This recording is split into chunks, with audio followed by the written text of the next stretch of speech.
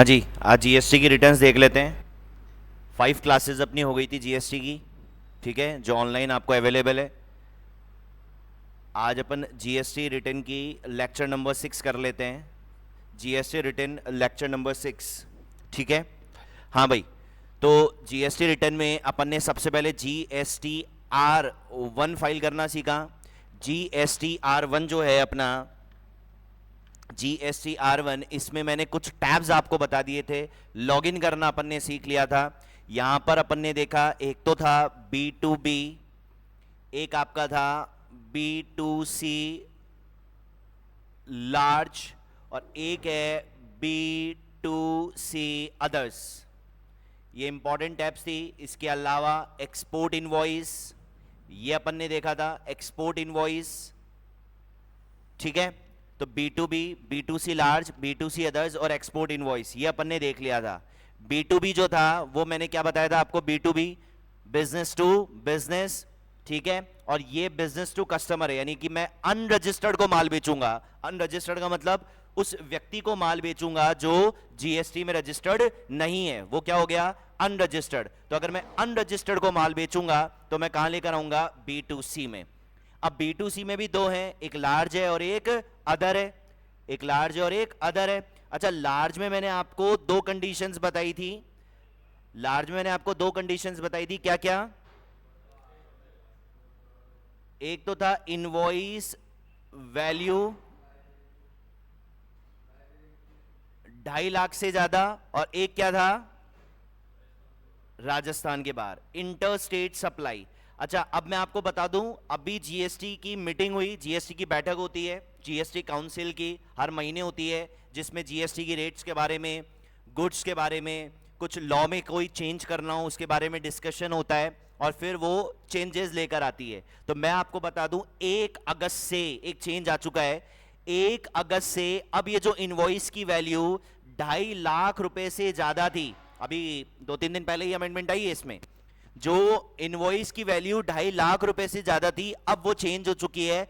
अब इनको इन्होंने यहां पर 1 लाख कर दिया है। 2.5 लाख को काट के कितना कर दिया है, 1 लाख। यानी कि अगर आप स्टेट के बाहर 1 लाख रुपए से ज्यादा का माल बेचेंगे अनरजिस्टर्ड को, तो आपको B2C लार्ज में उसकी डिक्लेरेशन देनी पड़ेगी। तो अब उसको काट के कितना कर दिया है, 1 लाख कर दिया है। एक अमेंडमेंट आ गई है, एक संशोधन हो गया है कि 2.5 लाख रुपए काट के अभी कितना कर दिया है, 1 लाख कर दिया है, ठीक है।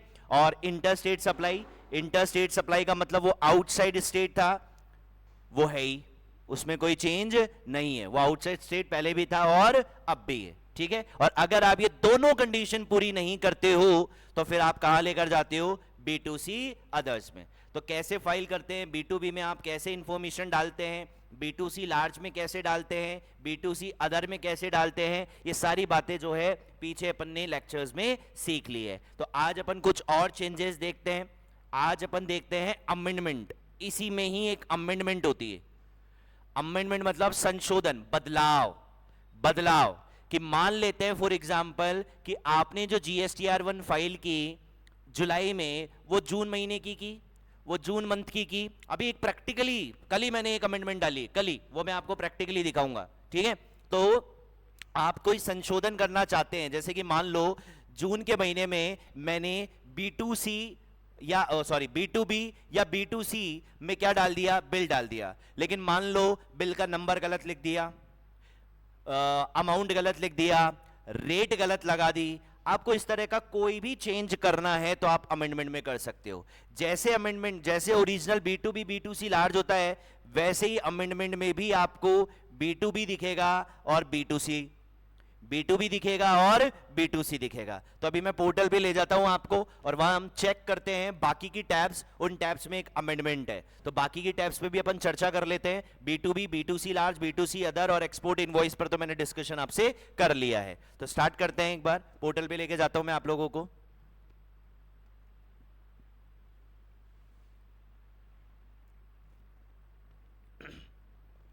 क्या थी ओरिजिनल वेबसाइट, gst.gov.in।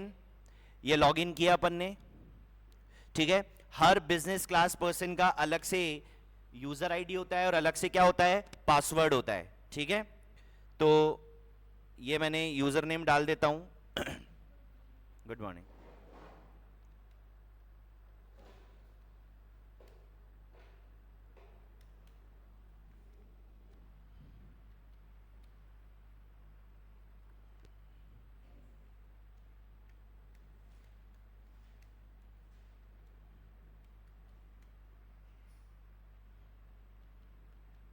ये मैंने यूजर नेम डाल दिया, पासवर्ड डाल दिया, नीचे जो कैप्चा है वो कैप्चा डाल दिया, लॉगिन।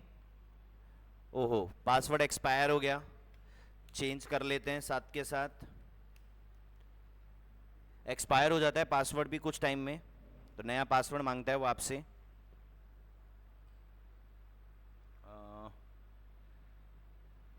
एक तो सारे अच्छे अच्छे पासवर्ड तो मैं डाल चुका।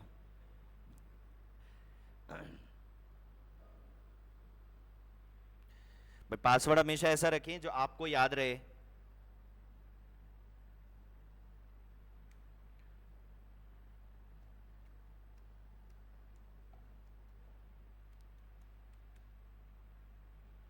देखते हैं, शायद ये मैंने डाल दिया, लेट्स सी।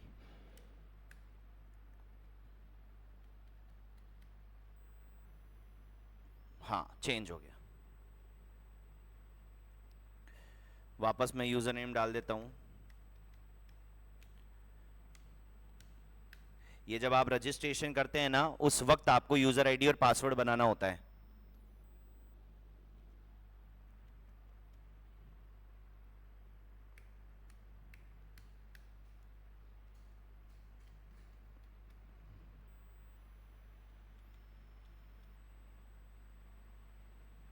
हाँ जी, ये ओपन हो गया, ठीक है।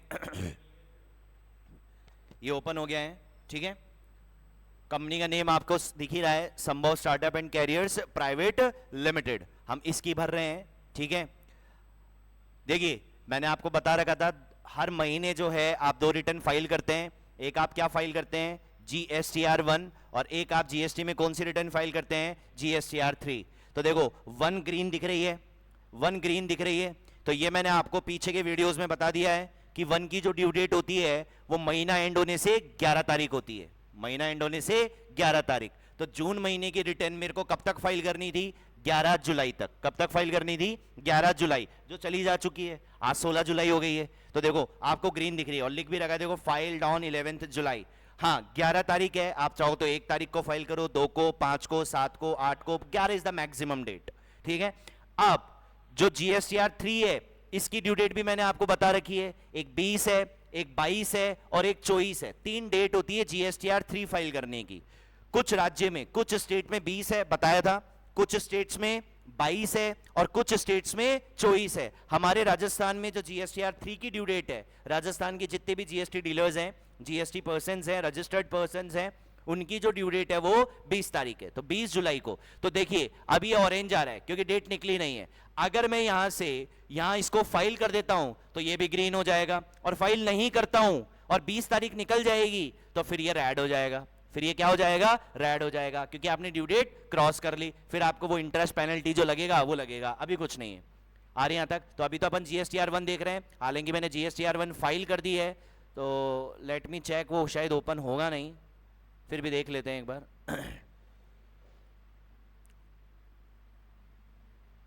हो गया, चलिए, हो गया, हो गया, ठीक है। अब ध्यान से देखिए और ध्यान से समझिए, ठीक है। मैं अमेंडमेंट्स की बात कर रहा था आपको। एक काम करते हैं बच्चों, अमेंडमेंट्स के लिए है ना, मैंने कल ही एक अमेंडमेंट डाली है प्रैक्टिकली, वो मैं दिखा देता हूं आपको, तो आपको अच्छे से चीजें समझ में आ जाएंगी। 1 मिनट रुकिएगा। ये एक सॉफ्टवेयर है कंप्यूटेक्स, आपको परचेज नहीं करना है। जिनके पास नंबर ऑफ क्लाइंट्स ज़्यादा होते हैं उन्हें सॉफ्टवेयर परचेज करने की आवश्यकता होती है। हाँ हाँ, बिल्कुल बिल्कुल, कंप्यूटेक्स। हाँ बिल्कुल, राजीव सर का, बिल्कुल बिल्कुल बिल्कुल। हाँ हाँ हाँ हाँ हाँ। तो ये जो है बेसिकली मोस्टली जो चार्टर्ड अकाउंटेंट्स होते हैं जिनके नंबर ऑफ क्लाइंट्स होते हैं वो मेंटेन करते हैं, तो क्योंकि कस्टमर का डेटा यहाँ पर पूरा एक साथ मिल जाता है।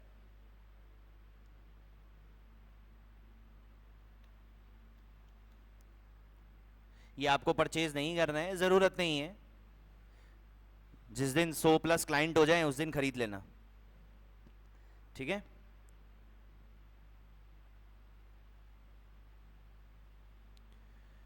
मैं एक खोल लेता हूं।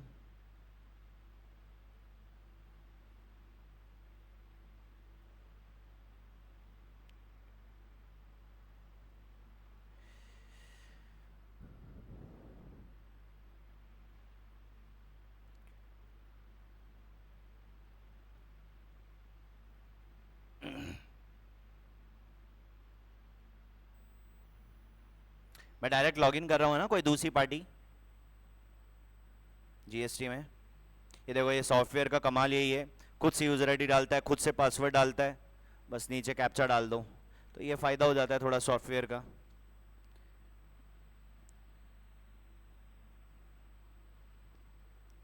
ये देखिए, ठीक है, ये जून महीने की आपको दिख रही है।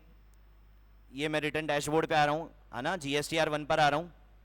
अच्छा देखो, आपने एक चीज नोट की बच्चों यहाँ पे, ये देखो अप्रैल और मई ऑप्शन एक्सपायर्ड लिखा हुआ है। अभी पीछे मैंने जो एक पार्टी खोली थी वहां पर तो आपको हर महीने ग्रीन दिख रहा था, यहाँ आपको हर महीने ग्रीन नहीं दिख रहा, हर महीने ग्रीन नहीं दिख रहा। इसके पीछे का कारण क्या है? इसके पीछे का कारण है कि GSTR1 जो है वो क्वार्टरली भी फाइल हो सकती है। क्वार्टरली का मतलब 3 महीने के एक साथ। तो अभी पहला क्वार्टर क्या गया है? अप्रैल मई जून, ये पहला क्वार्टर है। तो देखो, अप्रैल में मेरे को फाइल करने की आवश्यकता नहीं थी, मई में मेरे को फाइल करने की आवश्यकता नहीं थी, मैंने डायरेक्ट कब फाइल की? जून में। अब जून में फाइल कर दी, अब मेरे को जुलाई महीने की रिटर्न फाइल करने की जरूरत नहीं है, अगस्त महीने की रिटर्न फाइल करने की जरूरत नहीं है, डायरेक्ट कब फाइल करूंगा? सितंबर में। तो सर GSTR1 क्वार्टरली कौन लोग ले सकते हैं? जिनका टर्नओवर 5 करोड़ से कम है। जिनका टर्नओवर कितने से कम है? 5 करोड़ से कम है। पहले ये 2 करोड़ था, 1.5 करोड़ था, अब ये बढ़ के 5 हो गया है। तो 5 करोड़ तक आप अपनी GSTR1 को क्वार्टरली फाइल कर सकते हैं, क्वार्टरली फाइल कर सकते हैं, ठीक है। हाँ, ये ऑप्शन है। अभी पीछे जो मैंने खोला था आपको कंपनी, उसका टर्नओवर 5 करोड़ से ज्यादा नहीं था, तब भी मंथली चूज कर रखा था। इसका भी टर्नओवर 5 करोड़ से कम ही है, तभी आप क्वार्टरली है, लेकिन ये ऑप्शन है। आप चाहो तो आपका टर्नओवर भले ही 1 लाख क्यों ना हो, आप मंथली फाइल करें, और अगर आपका टर्नओवर अच्छा खासा है तो फिर आप जो है क्वार्टरली फाइल कर लें। अगर 5 करोड़ से कम है, 5 करोड़ से ज्यादा पे तो आपको मंथली फाइल करनी पड़ेगी, ठीक है। यहां तक अब देखिए, रिटर्न डैशबोर्ड पे आए, या मैंने जून मंथ सेलेक्ट किया, ये GSTR1 है, फाइल्ड है, जाहिर सी बात है। अच्छा, क्वार्टरली रिटर्न की ड्यू डेट क्या बताई थी? ध्यान है, अगर आपने पीछे के 5 वीडियोस देख रखे हैं तो याद होगा आपको, क्वार्टरली रिटर्न की GSTR1 की ड्यू डेट क्या बताई थी मैंने? 13 तारीख, 13 होती है, मंथली की 11 होती है और क्वार्टरली की 13 होती है। तो आज 16 हो गई, तो जाहिर सी बात है रिटर्न तो फाइल होगी ही, ठीक है। हाँ, वो जमा कराने का वो चालान होता है, वो चालान होता है, ठीक है ना, वो 25 तारीख तक जमा कराना होता है हर महीने की। हाँ जी, अब इधर देखिए, B2B मैंने आपको बता दिया था, B2C लार्ज के बारे में बता दिया था। देखो अभी 2.5 लाख लिखा हुआ है, 2.5 लाख से ज्यादा B2C लार्ज में मैंने बता दिया है, परसों ही, मतलब 2-3 दिन पहले ही अमेंडमेंट आई है, संशोधन आया है। B2C लार्ज में अब 1 लाख से ऊपर के बिल भी डलेंगे, ठीक है, यहां तक ओके। तो एक्सपोर्ट इनवॉइस B2C इधर, ये मैंने आपको बता दिया था। क्रेडिट नोट, डेबिट नोट के बारे में मैंने आपको बता दिया था, नील रेटेड के बारे में मैंने आपको बता दिया था, ये सब अपन ने डिस्कस कर लिया था। अभी अपन ने advance received, adjustment, HSN wise, document issued, और ये भी मैंने थोड़ा थोड़ा तो आपको बता दिया था, और मैं बता दूंगा। आज अपन ये पढ़ते हैं अमेंड रिकॉर्ड डिटेल्स। अमेंड, जब आप इस पे, ये नीचे आपको एरो सा दिख रहा है, इस पे आप क्लिक करेंगे तो ये नीचे और हो जाएगा। ये पूरा अमेंडमेंट वाला जो है वो टैब है, जो आप ऊपर कोई भी चीज डालते हैं और सबमिट कर देते हैं, सबमिट होना चाहिए। अमेंडमेंट कब होगी? अगर आप साथ के साथ ही करेक्ट कर लोगे तो अमेंडमेंट थोड़ी हुई, अमेंडमेंट कब होगी? बाद में, ठीक है। तो मान लो आपने जून महीने की रिटर्न डाल दी, कोई इंफॉर्मेशन डाल दी, उसमें कोई बदलाव चलते हैं, अब जरूरी नहीं है जून की आप जुलाई में ही करें, पिछले साल का भी आप अमेंडमेंट कर सकते हैं। कल ही मैंने इसी क्लाइंट में 2 अमेंडमेंट डाली थी। हुआ ये था, अगस्त 2023 का बिल था, अगस्त या सितंबर का था, अभी देख लेता हूं, अगस्त या सितंबर 2023 का बिल था। उस बिल में अमाउंट में कोई मिस्टेक थी, बिल गया किसी अलग अमाउंट से और चढ़ गया किसी और अमाउंट से। अब उसमें बदलाव करना है, तो बदलाव करना है तो आपको कहां जाना पड़ेगा? आपको सर अमेंडमेंट में आना पड़ेगा। कहां आना पड़ेगा? तो देखो, सितंबर 2023 की अमेंडमेंट मैंने कब की है? जुलाई 2024 में। सर कब तक कर सकते हैं, इस पर भी मैं चर्चा करूंगा। आप कोई भी बदलाव हमारा फाइनेंशियल ईयर एंड होने से 30 नवंबर तक कर सकते हैं। कब तक कर सकते हैं? 30 नवंबर तक आप कोई भी बदलाव कर सकते हैं एंड होने से। फाइनेंशियल ईयर, फाइनेंशियल ईयर का मतलब क्या बताया था? अप्रैल से लेके मार्च। तो अप्रैल से लेके मार्च तक आप कोई भी चेंज करना चाहते हैं पूरे 12 महीने के बिलों में, तो कहां तक कर सकते हैं? एंड होने से। एंड कब हुआ? 31 मार्च 24। तो मैं बच्चों पूरे फाइनेंशियल ईयर 23-24 जो मेरा पीछे फाइनेंशियल ईयर गया है, वो फाइनेंशियल ईयर गया है 1 अप्रैल 2023 से लेके 31 मार्च 24। ये मेरा ईयर एंड हो गया। इसमें मैंने जितने भी बिल चढ़ाए, कहां? जीएसटीआर 1 में। अगर मेरे को इस जीएसटीआर 1 के जितने भी बिल चढ़ाए, उन बिल में मेरे को किसी भी तरीके का अमेंडमेंट करना है, तो वो अमेंडमेंट में फाइनेंशियल ईयर एंड होने से 30 नवंबर 2024, यानी ऑलमोस्ट कितने महीने हो गए? April, May, June, July, August, September, October and November, almost 8 months. तो 8 महीने मिलते हैं आपको किसी भी चीज का अमेंडमेंट करने के लिए। हां, आप सेम फाइनेंशियल ईयर में भी अमेंडमेंट कर सकते हैं, आप सेम फाइनेंशियल ईयर में भी अमेंडमेंट कर सकते हैं, लेकिन अगर आपका फाइनेंशियल ईयर क्रॉस हो गया, अगर आपका फाइनेंशियल ईयर क्या हो गया? क्रॉस हो गया, तो क्रॉस होने के बाद जो लास्ट ड्यू डेट है वो कितनी है? 30 नवंबर। ये मैंने इस फाइनेंशियल ईयर की बताई है। तो अब मुझे बताओ अभी कौन सा फाइनेंशियल ईयर चल रहा है? करंट फाइनेंशियल ईयर कौन सा चल रहा है? सर 24-25 चल रहा है, जिसकी शुरुआत 1 अप्रैल 24 को हो गई थी। एंड कब होगा? 31 मार्च 2025 को एंड होगा। एंड कब होगा? 31 मार्च 2025 को। अब मेरी बात बहुत ध्यान से सुनना। अब मान लेते हैं फॉर एग्जांपल 24-25 में आपने अपनी जीएसटीआर 1 डाल दी, जैसे कि अभी मैंने जून में डाल दी, जून 2024 की रिटर्न मैंने जुलाई में डाल दी। अब मुझे पता चला कब? दिसंबर में। दिसंबर में मुझे पता चला अरे यार जून 2024 में कोई बिल नंबर 5 था, उसमें कोई अमाउंट में कोई गलती हो गई, अमाउंट गलत लिख दिया, रेट गलत लिख दी, कोई भी कारण हो सकता है। अब मुझको उसको चेंज करना है, तो क्या आप सेम फाइनेंशियल ईयर में भी चेंज कर सकते हैं? आंसर इज यस, बिल्कुल आप सेम फाइनेंशियल ईयर में भी अमेंडमेंट डाल सकते हैं, सेम फाइनेंशियल ईयर में भी डाल सकते हैं। ठीक है यहां तक? ओके, अच्छा जी, अब इधर आते हैं। ये देखिए, अब आप जब अमेंडमेंट पे आएंगे तो अमेंडमेंट में आपको कौन कौन सी अमेंडमेंट दिख रही है? देखो B2B दिख रही है, B2C लार्ज दिख रही है, ठीक है, B2C अदर दिख रही है, एक्सपोर्ट इनवॉइस दिख रही है। जो ऊपर ओरिजिनल टैब थे उनकी अमेंडमेंट सब दिख रही है, जो ऊपर ओरिजिनल टैब थे उन सब की दिख रही है। ये देखिए क्रेडिट नोट डेबिट नोट की भी अमेंडमेंट है, ये देखिए credit note debit note unregistered की भी अमेंडमेंट है, एडवांस रिसीव कर लेते हैं उसमें कोई बदलाव चाहते हैं उसकी भी अमेंडमेंट है, एडजस्टमेंट की भी है, इको की भी है, रिवर्स चार्ज 95 रिवर्स चार्ज होता है, ये मैं आप लोगों को बताऊंगा, लेकिन कोई फायदा नहीं है क्योंकि बड़ा टॉप लेवल आ गया वो, है ना। तो कुछ चीजें तो हम सीए के लिए छोड़ देते हैं, ठीक है ना, वो कर ले तो बेहतर है। तो 95 जो है वो रिवर्स चार्ज है, वो अपन बाद में डिस्कस करेंगे, थोड़ा बहुत बता दूंगा, लेकिन वो बताने से भी आप कर नहीं पाएंगे तो उसको छोड़ते हैं, ठीक है। तो अब B2B, B2C लार्ज, ये सब अमेंडमेंट है, इनके बारे में अपन डिस्कस करते हैं।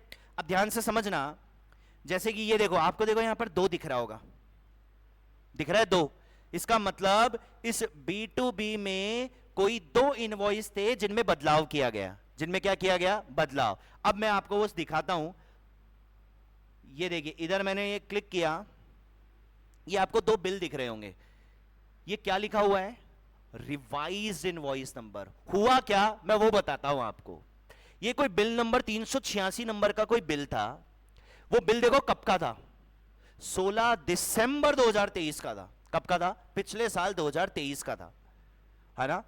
अब उसमें हुआ ये कि इसमें जो अमाउंट था, अब तो मैंने चेंज कर दिया है, पहले ये 50,000 कुछ रुपए था।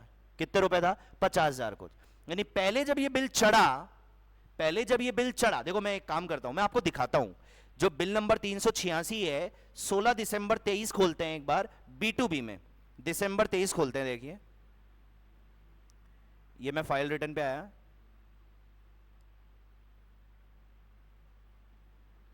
दिसंबर 23 मतलब 23-24 फाइनेंशियल ईयर, दिसंबर इस वाले क्वार्टर में आ जाएगा। ये रहा दिसंबर, ये रहा सर्च, फाइल्ड है, इस पे क्लिक करते हैं, चेक करते हैं, कोई 38 बिल थे इसमें, देखते हैं कोई 386 नंबर का कोई बिल है क्या, किस नाम से था वो, नाम नहीं पढ़ा अपन ने, शायद इसका था, या तो जेएमजे का था या एसरेस का था, देख लेता हूं मैं, जेएमजे देख लेते हैं कौन सा बिल नंबर है, ये 346 है, आई थिंक इसका है,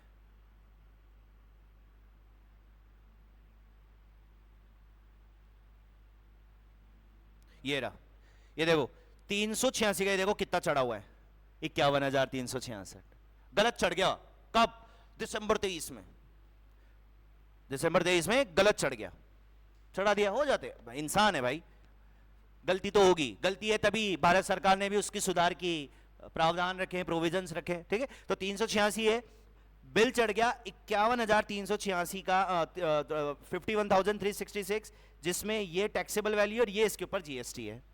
पार्टी ने पकड़ा, पार्टी ने बोला यार सर मैंने आपको पेमेंट ही 48 का किया है, आपने बिल 51 का चढ़ा दिया, ऐसा क्यों किया आपने, हो गई गलती, अब उसमें बदलाव करना है।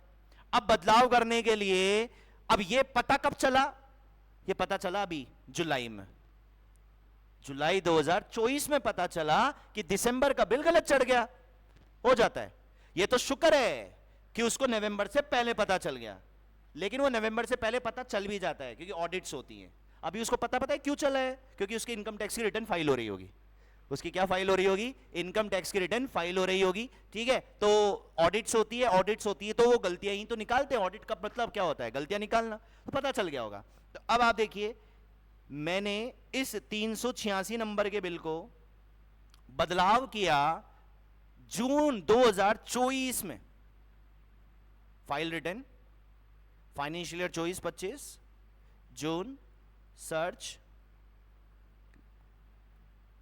अमेंड क्लिक, ये देखिए ये 386 नंबर का बिल अभी कितना चढ़ा, कितने का था, नहीं वहां चढ़ा था 51,000 कुछ रुपए का, 51,000 कुछ का चढ़ा था, अब मैंने उसको बदल के कितना कर दिया 48। तो जब आप इस पे क्लिक करेंगे तो देखिए आपसे क्या क्या पूछ रहा है, उसी पार्टी की डिटेल पूछी, उसी पार्टी की डिटेल पूछी। अब यहां पर होता क्या है मैं आपको बता देता हूं, ये आ नहीं रहा है, वो आ इसलिए नहीं रहा है, ये देखिए ये यहां देखिए, आपको जिस इनवॉइस में बदलाव करना है ना, और जिस फाइनेंशियल ईयर का था वो 23-24 का था, तो यहां जैसे ही मैंने 386 लिखा, अभी तो आएगा नहीं क्योंकि मैंने रिटर्न फाइल कर दी, लेकिन जैसे 386 करके अमेंड रिकॉर्ड आओगे ना, तो जो आपने डिटेल चढ़ा दी ना वो पूरी की पूरी खुल जाएगी। यूं क्यों खुल जाएगी कि 386 में आपने ये डेट डाली थी, ये आपने वैल्यू डाली थी, इतना आपने जीएसटी रेट डाला था, सब कुछ यूं की यूं खुलता है। तो उसमें आपको जो भी चेंज करना है, जैसे कि मान लो फॉर एग्जांपल ये सब कुछ खुल गया, अब वो आपसे जो पूछता है वो इंपॉर्टेंट है, वो ध्यान से समझना, यहां कंफ्यूजन हो जाता है, यहां आपको एक एक्सपर्ट की एडवाइस की जरूरत होती है, बहुत ढंग से और आराम से समझना है इसको। मैंने रिवाइज इनवॉइस नंबर कितना लिखा 386, कितना लिखा 386, और 386 ही बिल नंबर था, तो मैंने बोला भाई उस बिल को तो फाड़ रहा हूं और नया बिल तेरे को इशू कर रहा हूं सेम इनवॉइस नंबर का, क्योंकि पीछे वो उतने का ही चढ़ा था, सेम इनवॉइस का मैं तेरे को नया बिल दे रहा हूं, तो पुराना वाला फाड़ देना। तो मैं उसको नया बिल 386 नंबर का 48,000 रुपए का दे दिया, लेकिन मेरे को यहां पर भी तो बदलाव करना होगा, यहां भी तो चेंज करना होगा। तो अब मैंने क्या किया, जो इनवॉइस नंबर मैंने चढ़ाया था ना वो इनवॉइस नंबर यहां लिख दिया मैंने सेम, और डेट भी इंपॉर्टेंट है। अब आप चाहें अरे यार सर आप तो 15 जुलाई को रिटर्न भर रहे हैं, तो यहां तो आप 15 जुलाई 2024 लिखोगे, क्योंकि आप बिल में रिवाइज तो 24 कर रहे हो, 24 करके नीचे सबमिट करके देखना, वो सबमिट ही नहीं होगा, एरर बता देगा। वो एरर कुछ ऐसी होगी कि आपकी जो अगली रिवाइज इनवॉइस डेट होगी, वो रिवाइज इनवॉइस डेट पिछली डेट से आगे नहीं होनी चाहिए, वहां तक ही हो सकती है। तो देखो 16 दिसंबर 23 का बिल था ना, मैंने देखो 16 दिसंबर 23 ही लिख रखा है, और ये मैंने यहां ये अभी खाली आ नहीं रहा है, पहले भरने के लिए आएगा, जाहिर सी बात है, मैंने रिटर्न फाइल कर दी तो ब्लॉक हो गया ये। यहां मैंने 48,220 लिखा, जिस रेट का था वो उस रेट के सामने लिखा, ये मैंने B2B में भरना सिखा दिया था आपको, ठीक है। और ये मैंने ये वेस्ट बंगाल का बिल है जो चेंज किया है, जो चेंज किया है, यहां 0 लिखा हुआ आएगा, ये बोलेगा कि भाई अब क्या डालना चाहता है वो बता, तो वो डाल दो आप, जो भी आप डालना चाहते हो, ठीक है। और यहाँ वो रेट के सामने आप डाल सकते हैं, ठीक है। ये ऐसे करके आप, और ऐसे ही एक 346 नंबर का बिल था जिसमें भी मैंने चेंज किया, ये कोई 2 अक्टूबर 23 का बिल था, देखो, ठीक है। अगर आप ओरिजिनल जाके देखेंगे तो शायद ये 1600 कुछ रुपए का चढ़ गया था, जबकि था वो 1139 रुपए का, आ रही है। और जिस रेट का था उस रेट के सामने लिख दिया। तो इस तरीके से आप कोई भी अमेंडमेंट कर सकते हैं, कोई भी। हाँ, आप अमेंडमेंट लेकिन तभी कर सकते हैं जब पीछे आपने ओरिजिनली उसको चढ़ाया हो, क्योंकि पहले ये सर्च करवाता है अमेंडमेंट में। पहले क्या करवाएगा? सर्च करवाएगा। जैसे मेरे को सर्च करवाया, भाई 386 तू डाल के पहले बता तो सही कि तूने डाला है कि नहीं डाला है। तो पहले 386 डाल के वो सर्च करेगा। सर्च करने के बाद अगर आपने डाला है तो सामने लेकर आएगा, नहीं डाला है तो नो रिकॉर्ड्स फाउंड बता देगा, नहीं डाला है तो नो रिकॉर्ड्स फाउंड। ठीक है यहां तक? ओके। तो आप जो भी चेंज करना चाहते हैं, B2B में करना चाहते हैं B2B, B2C लार्ज में करना चाहते हैं B2C लार्ज, कोई एक्सपोर्ट इनवॉइस में अमेंडमेंट चाहते हैं एक्सपोर्ट इनवॉइस, सेम टैब मिलेगी आपको। Credit note, debit note. Credit note का मतलब क्या बताया था मैंने? बेचा हुआ माल वापस आता है, सेल्स रिटर्न को क्रेडिट नोट बोलते हैं। खरीदा हुआ माल वापस करते हैं, परचेज रिटर्न, उसे हम डेबिट नोट बोलते हैं। तो अगर आपको उसमें किसी तरह का चेंज करना है, अगर आपने रजिस्टर्ड को बेचा तो रजिस्टर्ड वाले टैब में लिखा होगा पहले, ये रहा। अगर आपने अनरजिस्टर्ड से माल वापस आया है या वापस गया है तो आपने यहां लिखा होगा, तभी आप अमेंडमेंट कर पाओगे। अमेंडमेंट में जरूरी यही है कि पहले डल चुका हो, पहले नहीं डला होगा तो अमेंडमेंट भी नहीं होगी। आ रही है यहां तक बात समझ में? ओके। इसके अलावा ये HSN वाइज समरी है, ये बहुत इंपॉर्टेंट होती है। हार्मोनाइज सीरियल नंबर बोलते हैं इसको। HSN code product wise, product की क्लासिफिकेशन को बताता है। किसकी क्लासिफिकेशन को? प्रोडक्ट की क्लासिफिकेशन को। हर प्रोडक्ट को भारत सरकार ने एक सीरियल नंबर दिया है, हर प्रोडक्ट को, इवन उस प्रोडक्ट के मॉडल नंबर्स को भी, उस प्रोडक्ट के मॉडल नंबर्स को भी, कि इलेक्ट्रॉनिक में फ्रिज में एसी कूलर, हर इलेक्ट्रॉनिक आइटम का अलग अलग क्या दिया हुआ है? कोड दिया हुआ है। तो वही कोड आपको यहां पर HSN वाइज समरी में लिखना पड़ता है भैया, कि आपने कौन कौन सा HSN का माल बेचा है, टोटल कितनी क्वांटिटी बेची है, टोटल कितना आपने टैक्सेबल वैल्यू क्या है बताया था मैंने, वो वैल्यू जिसके ऊपर आप क्या लगाएंगे? GST। वो वैल्यू जिसके ऊपर आप क्या लगाएंगे? GST। तो वो सारा सब कुछ आपको यहां पे डिटेल डालनी होती है। इसके अलावा एक डॉक्यूमेंट इशूड है। डॉक्यूमेंट इशूड का मतलब आपको बिल नंबर डालने होंगे। यहां पे अभी आ नहीं रहा है क्योंकि वो रिटर्न फाइल हो गई है। यहां पर एक टैब आ जाएगा ऐसे खुल के कि आपने कहां से लेके कहां तक बिल काटे हैं, कहां से लेके कहां तक, सेल के कितने बिल हैं, अनरजिस्टर्ड को कौन कौन से नंबर का बिल काटा है, आपने अगर कोई इनवॉइस में रिवाइज किया है तो कौन कौन से नंबर का बिल किया है, उसका नंबर, कैंसिल है तो कैंसिल, कितना नेट इशूड है, ये सब आपको डालना है, ये सब आपको डालना है। ठीक है। अभी GSTR1 फाइल हो गई है, ठीक है ना। तो आगे जब GSTR1 आएगी तब मैं आपके सामने और एक दो वीडियो बना दूंगा भरते हुए की, ठीक है। तो आप वो कर लेना। हाँ, इको क्या होता है? इको ये बताया था मैंने, फुल फॉर्म होती है इलेक्ट्रॉनिक कॉमर्स ऑपरेटर। क्या होता है? Electronic commerce operator. Amazon, Flipkart, Snapdeal, Meesho, ये सब कौन है? इको। ये सब कौन है? इको। इको में फर्क समझना, इको कौन होते हैं?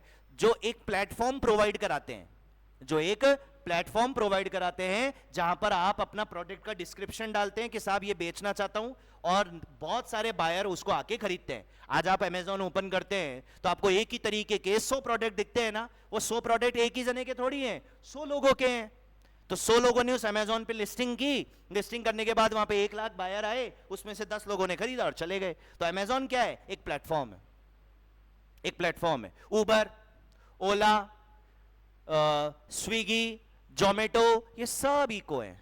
ये सब कौन है? इको, जो एक प्लेटफॉर्म प्रोवाइड कराते हैं। तो अगर आपने इको के थ्रू माल बेचा है, जैसे मान लो मेरा रेस्टोरेंट है, सबसे ज्यादा इको का यूज रेस्टोरेंट वाले ही करते हैं क्योंकि वो स्विगी जोमेटो करते ही करते हैं। हाँ, कपड़े वाले हो गए, वो भी इको के थ्रू माल बेचते हैं। जैसे मेरा क्लाइंट है, वो बेचता ही Amazon के माध्यम से है, वो लोकली माल नहीं बेचता। तो मैं सारी सप्लाई उसकी कहां डालता हूं? यहां डालता हूं, इको में डालता हूं। आ रही है बात समझ में? 95 रिवर्स चार्ज छोड़ दें, ठीक है, डिस्कस ही नहीं करेंगे, नहीं समझाया हुआ सारा पार हो जाएगा। फॉरवर्ड चार्ज, रिवर्स चार्ज, ये बाद में देखेंगे, है ना, ठीक है। तो ये आपका नॉर्मल टैब्स हुई जीएसटीआर की, और ये आपकी अमेंडेंट टैब्स हुई। या सारी इंफॉर्मेशन डालने के बाद अभी ये व्यू समरी आ रहा है, व्यू समरी नहीं आएगा, या जनरेट समरी आएगा। क्या आएगा? Generate summary. आप जनरेट समरी पे क्लिक करें, क्लिक करने के बाद ऊपर इसको रिफ्रेश करें, रिफ्रेश करने के बाद यहां लिखा हुआ आएगा फिर प्रोसीड टू फाइल। क्या लिखा हुआ आएगा? Proceed to file. फिर प्रोसीड टू फाइल पे आप क्लिक करना, क्लिक करने के बाद वो आपसे ओटीपी, वन टाइम पासवर्ड के लिए पूछेगा, वन टाइम पासवर्ड डालना, एक वन टाइम पासवर्ड ओटीपी आएगा। क्या कहां आएगा? मोबाइल और मेल। किसके मोबाइल मेल पर आएगा? कस्टमर के। लेकिन कई बार ऐसा होता है कि आप कस्टमर का मोबाइल नंबर नहीं डाल के आप अपना मोबाइल नंबर डाल देते हैं। क्या आप ऐसा कर सकते हैं? कानूनन तो ये अलाउ नहीं है, और मैं आपको यही सजेस्ट करूंगा, please don't use your own number in your client. मत करना। कल को अगर कोई भी दिक्कत आई ना, तो भारत सरकार सबसे पहले आपको लव लेटर आपको ही भेजेगी, बेटा तेरे मोबाइल नंबर देना, तू आ पहले तो एक काम कर। आप समझ रहे हैं? हाँ, you can use email ID, आप ईमेल आईडी यूज कर लें, that's no problem, but don't use mobile number. और ऐसा है यार, मैं इसलिए भी कह रहा हूं आपको, होता क्या है, जैसे मैं आपको बताऊं, मेरे जितने भी क्लाइंट्स हैं उनमें मोबाइल नंबर उनके यूज है। इसके पीछे का रीजन भी है, आप जो भी यार सबमिट करते हैं ना, उसके पास भी एक मैसेज जाता है, तो ही नोज, अरे यार ठीक है GSTR1 फाइल कर दी भाई, सीए साहब ने कर दी, ठीक है। कोई भी नोटिस आता है वो मुझे बता देता है। अब मैं थोड़ी खोल खोल के चेक करूंगा। आज आपके पास 1000 क्लाइंट है, खोल खोल के नोटिस थोड़ी चेक करने बैठोगे, लेकिन उसके पास तो मैसेज आएगा, तो वो आपको तुरंत बताएगा, अरे सीए साहब ये क्या है, अरे यार क्या है, ओके। आप समझ रहे हैं? तो आप please use your client mobile number, आप अपने क्लाइंट मोबाइल नंबर ही यूज करें। हाँ, ईमेल आईडी आप अपनी यूज करें, क्योंकि जो ओटीपी आएगा ना सबमिट के वक्त, वो ईमेल पे भी आएगा और मोबाइल पे भी आएगा, दोनों पे सेम जाता है। तो आपको क्लाइंट से बार बार ओटीपी पूछने की जरूरत नहीं है, वो आपकी ईमेल आईडी पर है, आप ईमेल आईडी डाल के उसको सबमिट कर दें। ठीक है यहां तक? तो ये आपको ध्यान में रखना है। यूजर आईडी पासवर्ड मैंने मोस्टली बच्चों को दी हुई है, मैं आशा करता हूं कि इसमें आपने किसी तरह की छेड़ाखानी नहीं की होगी, ठीक है ना, ब्लॉक नहीं किया होगा। आप प्लीज मत करना ऐसा, नहीं तो मैं ये मान के चलना, अगर आपको दी हुई यूजर आईडी आपने ब्लॉक कर दी ना, मैं दूसरी यूजर आईडी दूंगा नहीं आप लोगों को, ये भी ध्यान रखना। और उसको आप फॉरगेट कर नहीं पाओगे, क्योंकि ओटीपी फिर मेरे पास ही आएगा। आप समझ रहे हैं? तो आप ऐसे हरकतें मत करना। एक बार नहीं डाला छोड़ देना, 2 बार नहीं डाला छोड़ देना, छोड़ ही देना, दूर ही चले जाना सिस्टम से। भाई साहब तीसरी बार तो लगाऊंगा ही नहीं, क्योंकि तीसरी बार में वो लॉक हो जाता है। ठीक है यहां तक? तो आपको दी हुई है, आप चेक करें। अभी आज इतना ही करते हैं। अब जो नेक्स्ट अपन क्लास में करेंगे वो GSTR 3B के बारे में डिस्कस करेंगे, जो तीसरी रिटर्न है आपकी। हाँ, ये मैंने आपको बताया था ना, GSTR1 है, एक 2A 2B होता है, 2A 2B भी मैं बता दूंगा, और एक आपका 3 होता है। 2A 2B हम भरते नहीं है, ऑटोमेटिकली आपकी इंफॉर्मेशन अपने आप आ जाती है उसमें। 3 हम भरते हैं, 3 हम देखेंगे कैसे भरते हैं। ठीक है, आज इतना ही करते हैं। चलो जी, टैली कर लो, टैली में प्रैक्टिस कर लो।